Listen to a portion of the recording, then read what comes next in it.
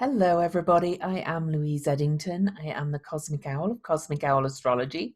And today I am going to talk to you about Mars in Aries.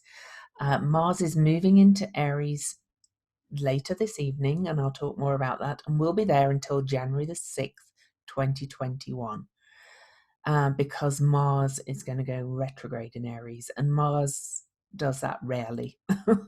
And then I'm going to look through all signs to give you an idea of what areas of life you will be affected for you, and I'll talk more about that after a brief overview.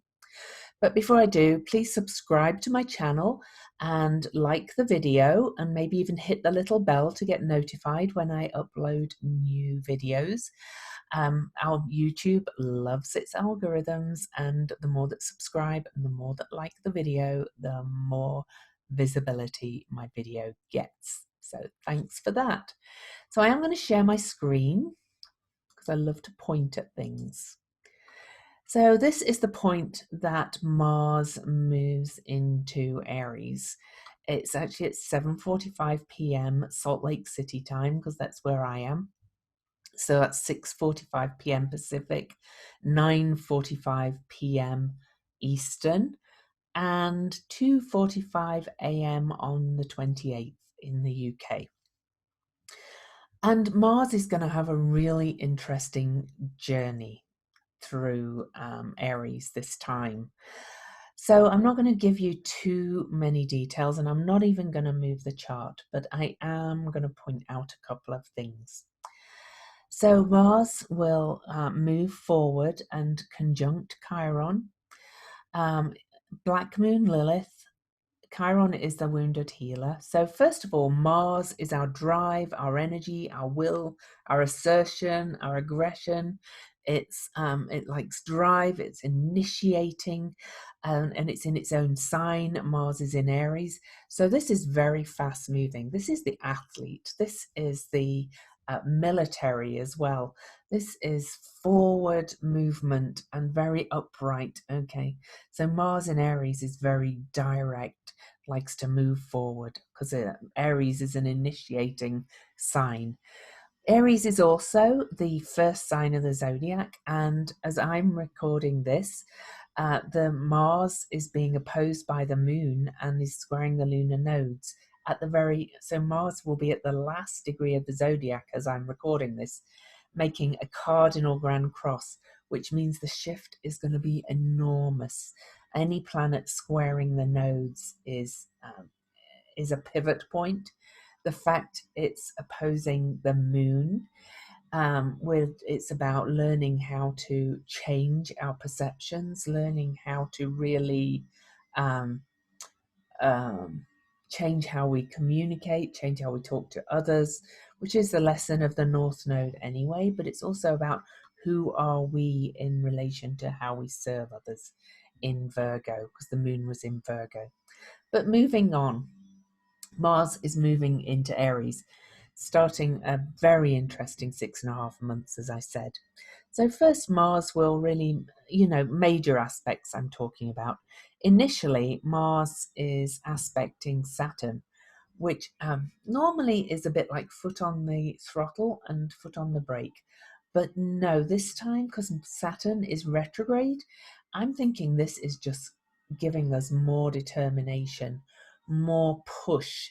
It's an aspect of opportunity to really initiate change and really make it about the people, which is humanitarian Aquarius, hopefully anyway. And then Mars will move on and will conjunct Chiron on July the 13th. Mars is moving pretty fast at first, and we'll keep conjuncting Chiron, the wounded healer. So it's about how we are being the key to healing personally, okay, as we move forward through this 6.5 months. Each of us has to play our part to initiate the change that we want to be in the world. Black Moon Lilith is our wild part of ourselves. She also represents some shame. The two, Mars and Black Moon Lilith, will keep doing this dance for the whole 6.5 months, because Black Moon Lilith It's got a wild orbit, and she keeps going backwards and forwards, okay? And so we're letting go of a lot of shame about what we've done, about our past. It's time to move on, time to just like say, no, we're not going to kind of let that hold us back. We're just going to move forward now. And then Mars will make some other aspects. Mars will square Pallas Athena over here on July the 28th. So all of this energy in Capricorn that has been upending our institutions, our governments, our ruling, our man-made laws, our institutions like the police, all our ruling institutions. Mars is going to continually aspect all of this over the next few months.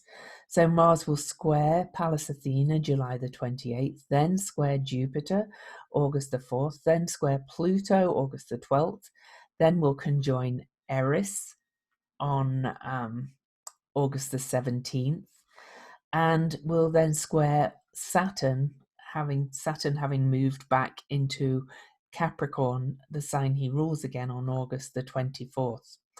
But then on September the 9th, Mars is going to turn retrograde, okay? And Mars is going to turn retrograde at 28 degrees of Aries.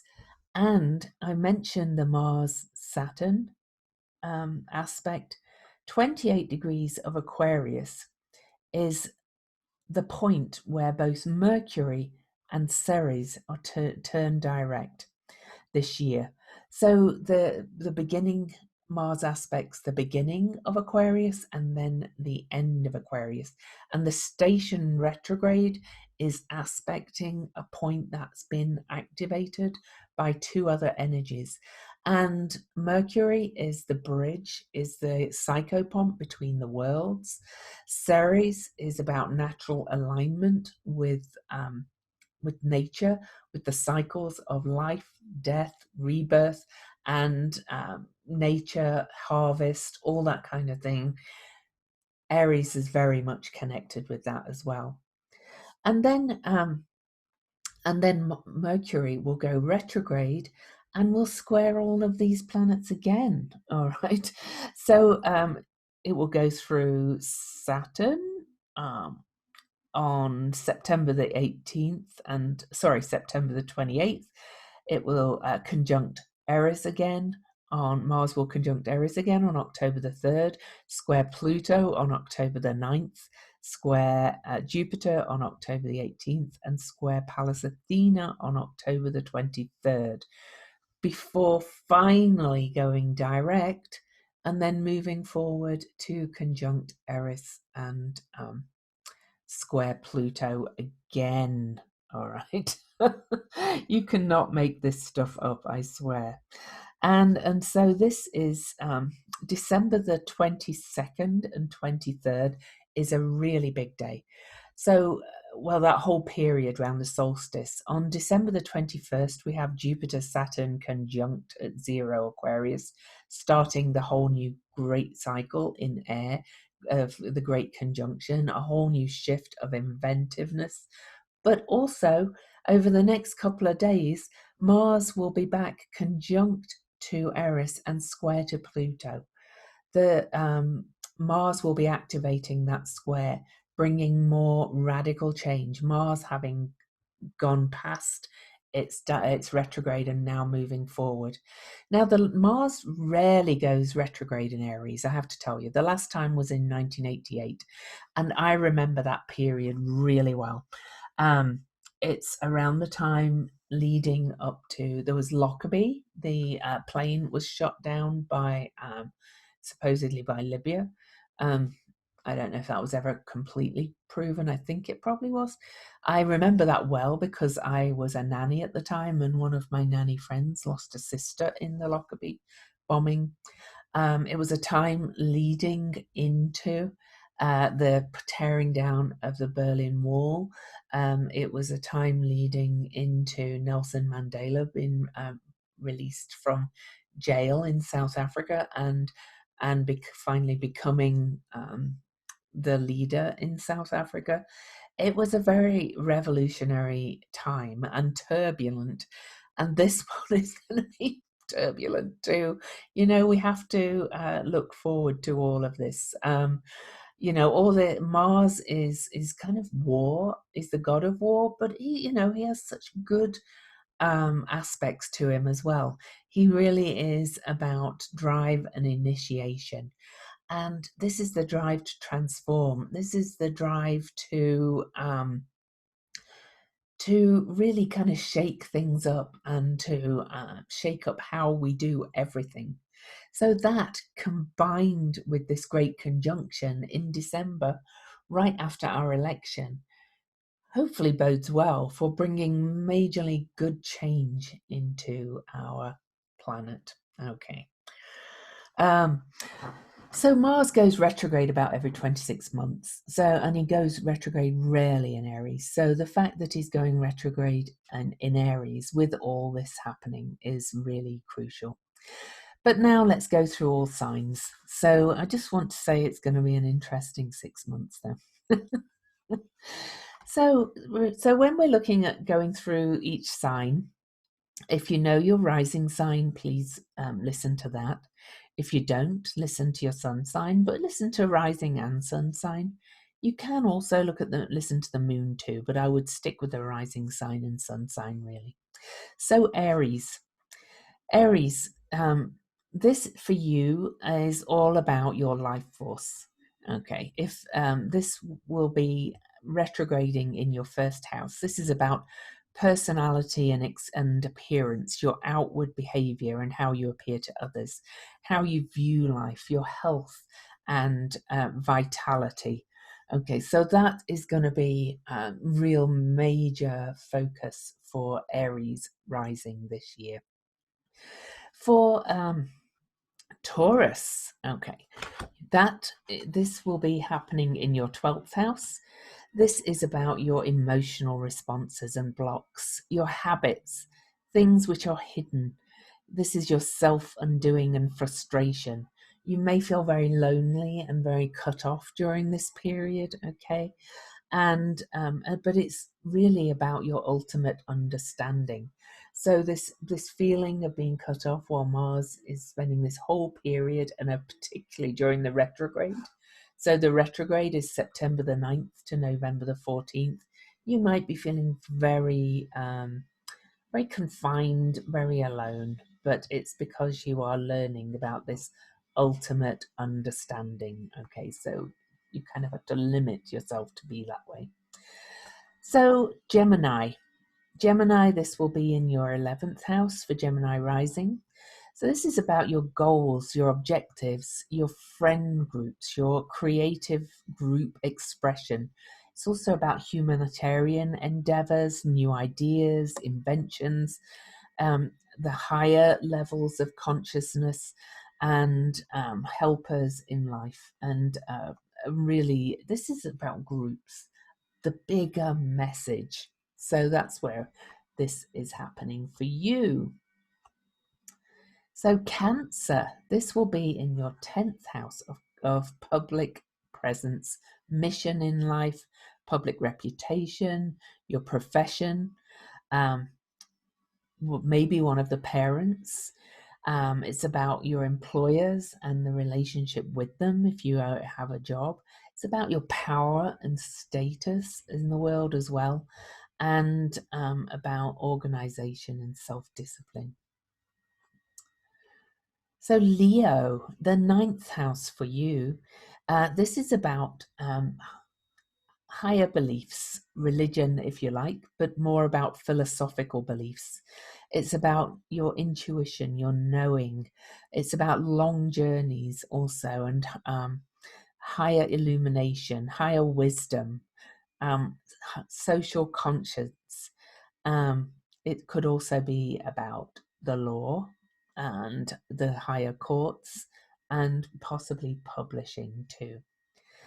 Virgo, this was Virgo rising. This will be in your 8th house. This is about joint resources and what you share with others. It's also about death and rebirth, regeneration. So it can be about deep psychological exploration in this period. It could also be about legacies and insurances and taxes, but all areas of the occult, mystical experiences, and, as I said, joint finances. So Libra, this will be in your 7th house.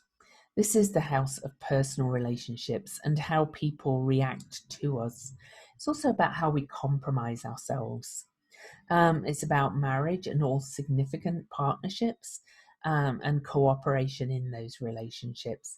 And it's also about kind of the lower courts, whereas we heard about the higher courts.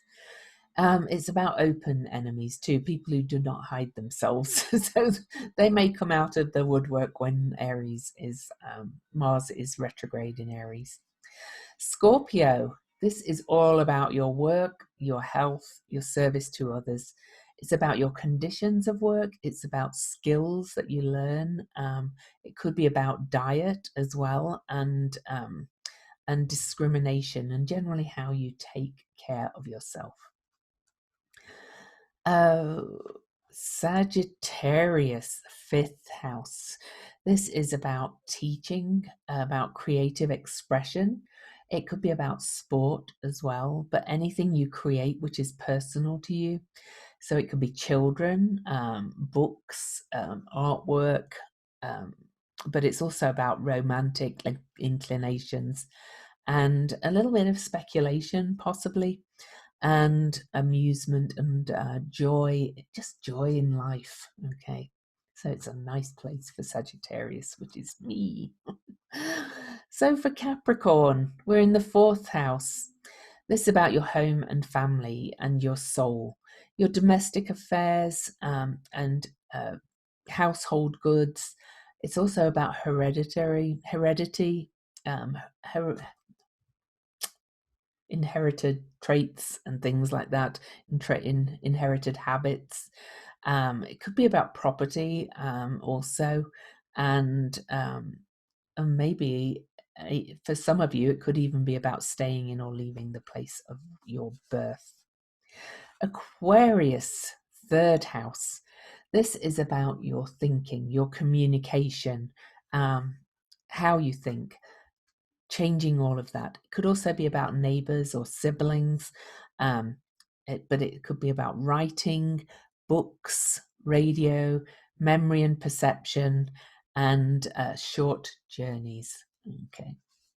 And lastly, and not least, Pisces.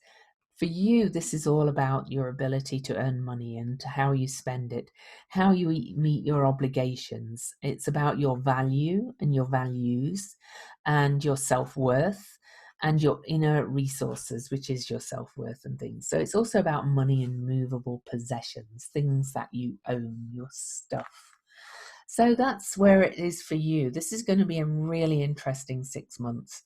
The last time it happened, as I said, was in 1988. So if you're old enough to look back to then, as I am, then look back and see what themes were happening for you in that part of your life. And you can see perhaps resonance to that time. But with these squares to all the energies in Capricorn, this is going to be a really turbulent time and a time of initiating great change. So let's hope it's for the good. So again, if you've enjoyed my video, please subscribe and please like the video and hit the little bell to get notified when I upload new content. Thanks so much.